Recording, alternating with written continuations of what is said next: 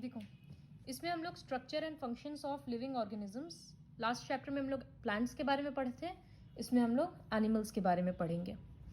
तो एनिमल्स में जैसे घर बनाने के लिए सबसे छोटा मटेरियल क्या लगता है? ब्रिक। तो उसी तरह से पूरा बॉडी बनता है सबसे छोटा यूनिट सेल से। तो cell is the smallest unit of a living organism. बहुत सारा सेल्स मिलकर टिश्यूज बनता है। तो a group of cells performing one function is called tissue. फिर बहुत सारा तो सेल्स से बना टिश्यू, फिर बहुत सारा टिश्यू मिलकर बनता है ऑर्गन। तो जैसे एक ऑर्गन है लिवर, तो लिवर में बहुत सारा टिश्यूज है, टिश्यूज के अंदर बहुत सारा सेल्स है। फिर बहुत सारा ऑर्गन्स मिलकर बनता है ऑर्गन सिस्टम। तो जैसे हम बात करेंगे डाइजेस्टिव सिस्टम, इसमें अलग अलग ऑर्गन्स हैं, जैसे pancreas, liver, stomach, large intestine, small intestine, इस तरह से। तो ये सब कुछ क्या कर रहा है? एक ही काम कर रहा है ना, डाइजेशन का। तो ये हो गया सिस्टम। इसी तरह से रेस्पिरेटरी सिस्टम, लंग्स है, नोज है, विंड पाइप है, ठीक है। रिप्रोडक्टिव सिस्टम ये रहा। सर्कुलेटरी सिस्टम जिसमें ब्लड वेसल्स आता है, हार्ट आता है। नर्वस सिस्टम, ब्रेन है, स्पाइनल कॉर्ड है। एक्सक्रीटरी सिस्टम, किडनीज होता है, ये सब चीज। और स्केलेटन सिस्टम और रिप्रोडक्टिव सिस्टम। तो कुछ कुछ सिस्टम्स के बारे में अभी हम लोग पढ़ेंगे, इसलिए ये चैप्टर काफी लेंदी है, बट समझ जाएंगे तो बहुत इजीली लर्न हो जाएगा। The first system is digestive system. Digestion किसको बोलते हैं? जो खाना हम लोग खा रहे हैं, सपोज दाल चावल, बॉडी वो एब्जॉर्ब नहीं कर रहा है। हम लोग बोलते हैं ना दाल में प्रोटीन है, तो अब दाल में जो प्रोटीन है उसको ब्रेक होकर सिंपलेस्ट फॉर्म में वो आएगा, तभी तो बॉडी एब्जॉर्ब करेगा ना। तो एक कॉम्प्लेक्स चीज को, एक बड़ा चीज को छोटे छोटे पार्टिकल्स में ब्रेक करना, तो उसको डाइजेशन बोलते हैं। So the process of breaking down और conversion of food into very fine and soluble particles is called digestion. तो डाइजेशन का सबसे फर्स्ट पार्ट है माउथ, जिसको ओरल कैविटी भी बोलते हैं, क्योंकि खाना तो सबसे पहले मुंह में जाता है। इसमें है टिथ, टंग और सैलिवरी ग्लैंड्स। सबका अलग अलग रोल है। टिथ क्या करता है? तो टिथ हम लोगों के पास बाई बर्थ नहीं होता, धीरे धीरे आना शुरू होता है 6 महीना के एज से। जब पहले बच्चा लोग का दांत आता है वो कुछ साल के बाद टूट जाता है, तो इसीलिए दोस्त teeth are called milk teeth और temporary teeth, permanent. So milk teeth जिसको टेम्पररी टीथ बोलते हैं, और ये 20 नंबर होता है, 10 ऊपर 10 नीचे। ये टूट जाता है। इसके बाद दूसरा सेट आता है जो 32 होता है नंबर में, 16 ऊपर 16 नीचे, and these teeth are called permanent teeth. ये टूट गया तो इसके बाद नकली लगाना पड़ता है, और ओल्ड एज में टूटता है, गिरने से टूटता है, अलग अलग बात है। तो टिथ का एक बेसिक स्ट्रक्चर देखेंगे तो ये रहा। 2 पार्ट है। ऊपर का पार्ट जो हम लोगों को दिखता है उसको बोलते हैं क्राउन, व्हाइट पोर्शन, और जो हम लोगों के गम्स के अंदर घुसा हुआ है उसको बोलते हैं root. So the crown is the visible part of the tooth, और the root is inside the gums and is attached to the socket in the jaw bone. jaw bone में gums है पिंक कलर का, उसमें अलग अलग से hollow बना हुआ है, वहां पर अलग अलग दांत लगता है। जो बाहर का व्हाइट पोर्शन है वो एनामल से बना हुआ है। एनामल एक सब्सटेंस है जो बोन से भी ज्यादा हार्ड है। तो which is the hardest substance in our body? Enamel, ठीक है। टिथ काम क्या आता है? खाना तोड़ने में काम आता है, च्यू करने में काम आता है, ये सब चीजों में। 4 मेन टिथ होता है, types of: canine, incisor, premolars, molars. सबका अपना अपना फंक्शन है। कोई बाइट कट करने में काम आता है, कोई टीयर करने में काम आता है, और ये सब ग्राइंड करने में काम में आता है, मतलब चबाने में।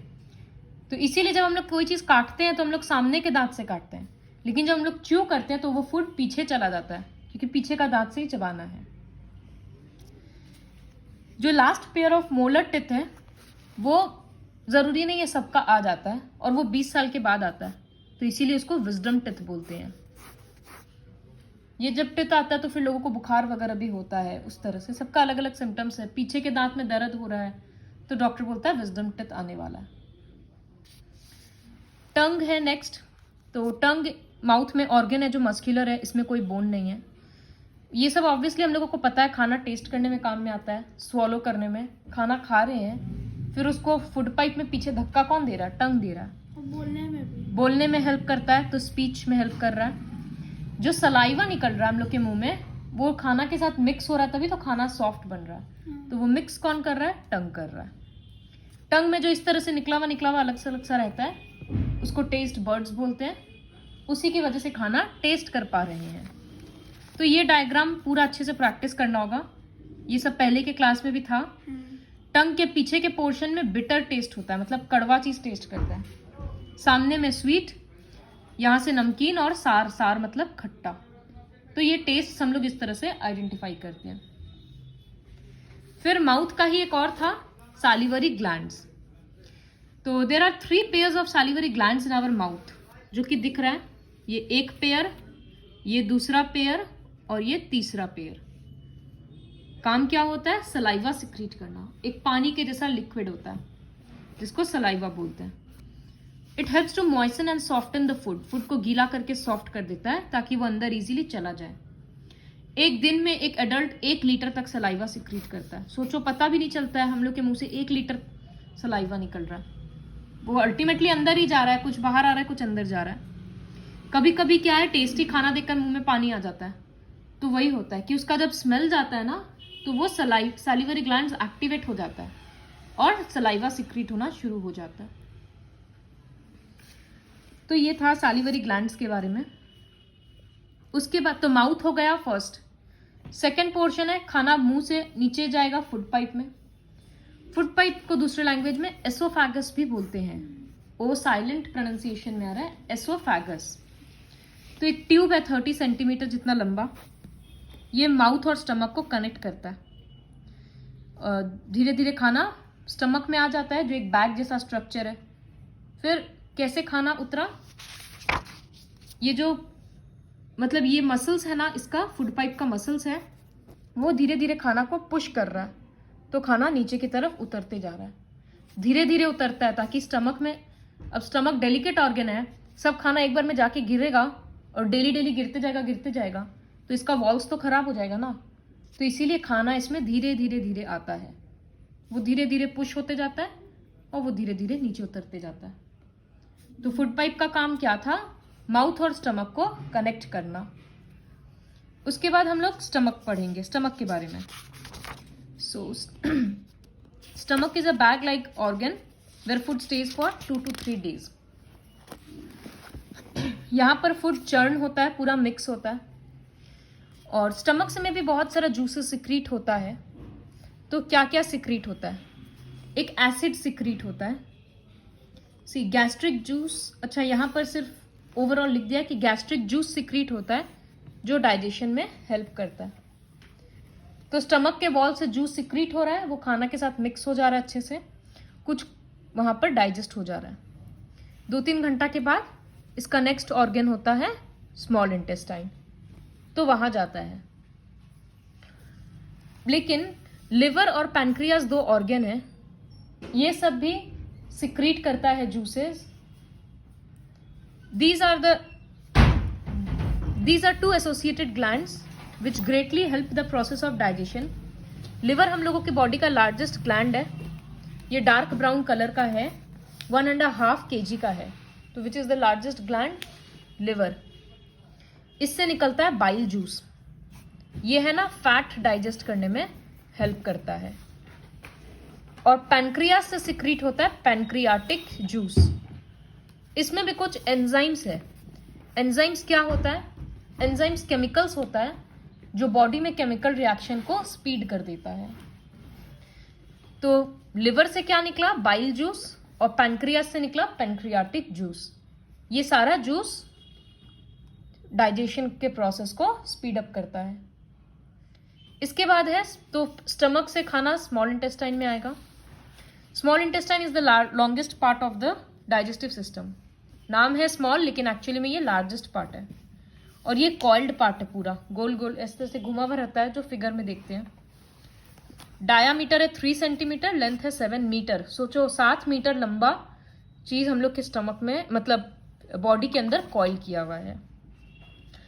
तो ये जो लिवर और पैनक्रियास से जूस निकल रहा था ना, ये स्मॉल इंटेस्टाइन में आता है और खाना के साथ मिक्स हो जाता है। स्मॉल इंटेस्टाइन खुद भी अपना कुछ जूसेस सिक्रीट करता है। तो 3 तरह का जूस फूड में मिलता है और कंप्लीटली डाइजेस्ट कर देता है। जब खाना कंप्लीटली डाइजेस्ट हो गया, मतलब एकदम सिंपल सब्सटेंसेस में ब्रेक हो गया, फिर स्मॉल इंटेस्टाइन उसको एब्जॉर्ब कर लेता है। उसमें तो सेल्स है ना, तो वो उसको एब्जॉर्ब कर लेता है सारे न्यूट्रिएंट्स को, और वो ब्लड में आ जाता है, ब्लड कैपिलरीज में। फिर जब ब्लड पूरे बॉडी में घूमते रहता है तो सारा न्यूट्रिएंट्स भी घूम रहा है उसके साथ, तो सारे बॉडी पार्ट्स को मिल जाता है। जिस तरह से हम लोग हवा लेते हैं तो ऑक्सीजन लंग्स में है, लेकिन ब्लड के कारण वो पूरे बॉडी को मिल रहा है ना, ठीक उसी तरह से न्यूट्रिएंट्स एब्जॉर्ब हो रहा है स्मॉल इंटेस्टाइन में, लेकिन वो घूम घूम के पूरे बॉडी को मिल रहा है। फिर जो भी बचा हुआ खाना है जो एब्जॉर्ब काम का नहीं लगा और जो वाटर एक्सेस, वो आ जाएगा लार्ज इंटेस्टाइन में। लार्ज इंटेस्टाइन साइज में छोटा होता है, ओनली 1.5 मीटर लॉन्ग, और लेकिन ये थोड़ा चौड़ा होता है।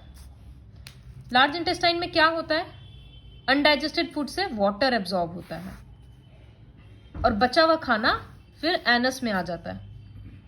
जो अनडाइजेस्टेड फूड है, जो हम लोगों के बॉडी के लिए वेस्ट प्रोडक्ट है, वो एक ओपनिंग है एनस, उसके थ्रू निकल जाता है।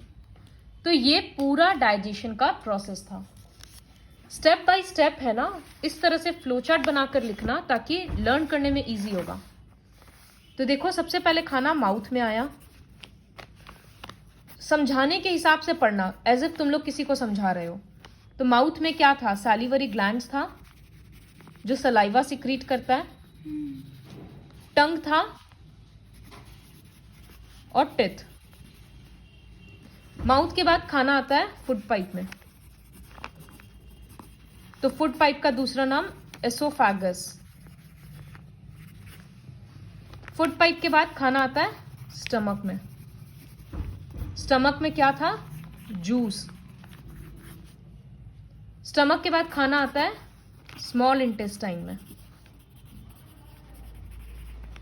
स्मॉल इंटेस्टाइन में क्या क्या मिल रहा था, लिवर से बाइल जूस, पैनक्रियास से पैनक्रियाटिक जूस या एंजाइम्स, और स्मॉल इंटेस्टाइन का खुद का भी मिल रहा था।